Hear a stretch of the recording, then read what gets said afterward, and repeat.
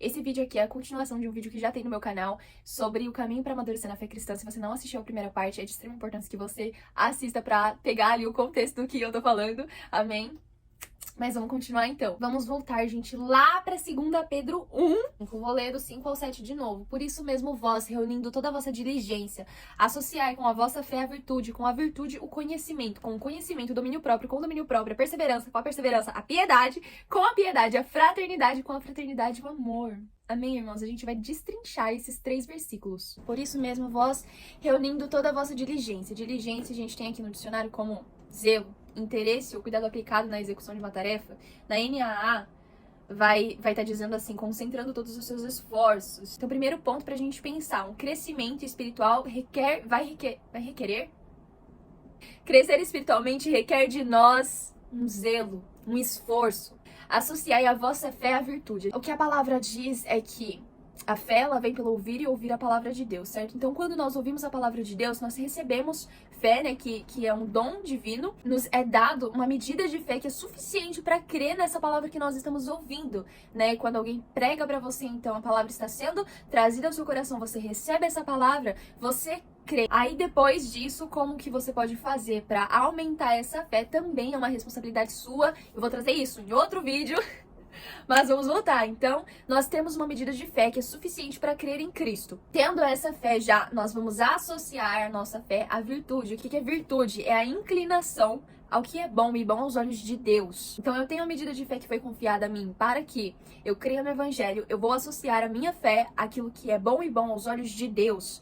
Com a virtude, o conhecimento. 1 Pedro 3,15, na NVI. Antes, santifiquem Cristo como Senhor em seu coração e sejam preparados para responder a qualquer pessoa que lhes pedir a razão da esperança que há em vós. Como que a gente faz isso? Buscando conhecimento. Ok, você tem essa medida de fé, mas se alguém te perguntar sobre quem é Cristo, se você tiver uma oportunidade de pregar o Evangelho, você vai ter armas, você vai ter recursos para isso? Armas não, né? Você vai ter os recursos necessários pra defender a razão da esperança, né, que move a sua vida. E é muito interessante, gente, porque quando eu tô estudando a palavra dessa maneira, eu sou, gente, tão questionadora com o Senhor, e eu fico, Deus, mas por que isso? Por que aquilo? Porque, gente, eu entendo que a palavra de Deus, ela não é à toa, nenhum detalhe da palavra de Deus é colocada lá, tipo, saiu desse jeito, escrevi assim mesmo e ficou. Não, gente, todos os detalhes minuciosamente foram pensados pra nós, amém? E eu perguntei ao Senhor, né, Pai, por que é essa ordem? Primeiro a fé, depois a virtude e depois o conhecimento. E o que eu entendi no Senhor, gente, é que o conhecimento adicionado à fé, sem a virtude, a gente pode muito bem se tornar aquelas pessoas arrogantes, hipócritas, que têm um mega conhecimento teológico, mas não andam nas virtudes do amor. São cheias de razão, sabem debater muito bem, tem isso, tem aquilo de argumento,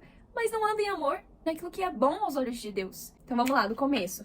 Eu tenho a minha decisão de crer em Cristo. Eu adiciono a isso a inclinação para aquilo que é bom e bom aos olhos de Deus. Tendo isso, eu adiciono uma sede de entender a palavra, de saber quem é Cristo, quem eu sou em Cristo, que Deus e o que o Cristo é para nós. Amém? Tendo isso, eu vou adicionar o domínio próprio, vou associar essas características ao domínio próprio. Vou continuar lendo 1 Pedro 3, verso 16. Contudo, façam isso com mansidão. O que Pedro tá falando, né? Quando vocês forem defender a razão da fé de vocês para alguém, você deve fazer isso com mansidão e respeito, conservando boa consciência, de forma que os que falam maldosamente contra o bom procedimento de vocês, porque estão em Cristo, fiquem envergonhados de suas calúnias. Nós, como cristãos, temos esse dever de caminhar no bom procedimento. Então, aqui a gente tá falando sobre o domínio próprio, e esse verso 16 de 1 Pedro 3 também cita mansidão. Domínio próprio e mansidão, gente, isso me soa familiar, lá em Gálatas 5, no fruto do Espírito. E eu gosto do exemplo, gente, de que isso aqui, ó, isso aqui agora vocês vão enxergar como uma laranjeira. Tem uma laranjeira no meio de um parque, e eu vou passear nesse parque, eu vou ficar olhando pra essa laranjeira, aí eu vou ficar assim, dá laranja, dá laranja, dá laranja. Não, gente, eu não preciso ficar implorando pra que ela dê laranja. Ela vai dar laranja porque é o que ela faz. É a natureza dela, dar laranjas, produzir laranjas. Então, se existe uma coparticipação da natureza divina em quem nós somos, a gente não precisa ficar, ai meu Deus, como eu preciso ter paciência, gente, eu tenho muita dificuldade, eu sou muito irritada, eu não sei ser paciente. Irmão, você só precisa desenvolver isso, já está em você. Já faz parte do caráter de Deus que já está em você. Então vamos lá. Eu tenho a decisão de crer em Cristo. Eu adiciono a isso a inclinação para o que é bom e bom aos olhos de Deus. Eu adiciono a isso a uma sede, uma fome pela palavra de Deus que me capacita a pregar o evangelho em tempo e fora de tempo. Eu adiciono a isso transbordar de algo que já está em mim, do fruto do Espírito, da procedência em amor. E eu adiciono a isso a perseverança. Perseverança, gente, eu gosto de um verso em Mateus que diz que... Eu não anotei o verso aqui, deixa eu pesquisar. Mateus 24:12. Devido ao aumento da maldade, o amor de muitos se esfriará. 13. Mas aquele que perseverar até o fim será salvo. Nós precisamos perseverar. Nós precisamos seguir firmes no propósito que Cristo confiou a nós. Nós precisamos seguir firmes em quem nós somos em Cristo e avançando a cada dia mais. Gente, não existe opção, não existe opção. É nessa consciência que nós temos que viver, não existe a opção de eu me desviar. A única verdade é que nos foi revelada através de Cristo Jesus e isso basta. E isso basta para que nós vivamos plenamente a esperança da glória. Vamos lá!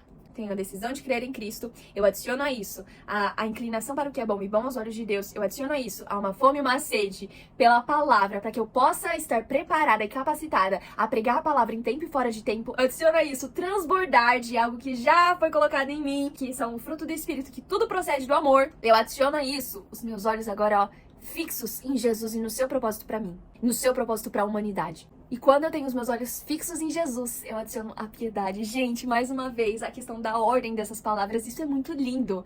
Porque uma vez, gente, que eu tenho, olha, os olhos fixos em Jesus, eu aprendo cada dia mais a amar como Ele ama. A piedade, em algumas outras versões, também foi traduzido como compaixão. O que é? É você se olhar para o próximo, para a situação do próximo, que às vezes não tem uma maturidade, né, tão quanto... Não tem um nível de maturidade tanto quanto você tem. Eita, nós! E se compadecer da situação que essa pessoa tá, de dificuldades que ela tá enfrentando, às vezes por não ter revelações que você já tem.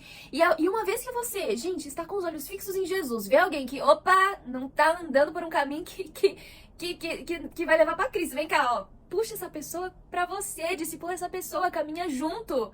Vamos avançar junto em fé, vamos crescer junto. Jesus, gente, esteve nessa terra também para deixar para nós um exemplo de uma vida digna a ser vivida. Então, o estilo de vida de Jesus é o estilo de vida que nós devemos tomar para nós como exemplo para buscarmos ter. Amém? Tá sempre sendo narrado que Jesus se compadeceu da multidão, que Jesus se compadeceu de fulano, de ciclano. Gente, era o que Jesus fazia, era se compadecer, era olhar para o povo e, meu Deus... Gente, eles precisam tanto de mim, certo? Então, que a gente possa, nesse mesmo espírito, gente, olhar para as pessoas que têm um nível menor de conhecimento das escrituras, enfim, que pode estar ali se desviando, indo pro lado, de um pro outro. Caminha comigo. Esse problema aí que você tá enfrentando, eu sei a solução, ó, caminha comigo. Eu tô com os olhos aqui, então vem comigo. Garra, bora junto.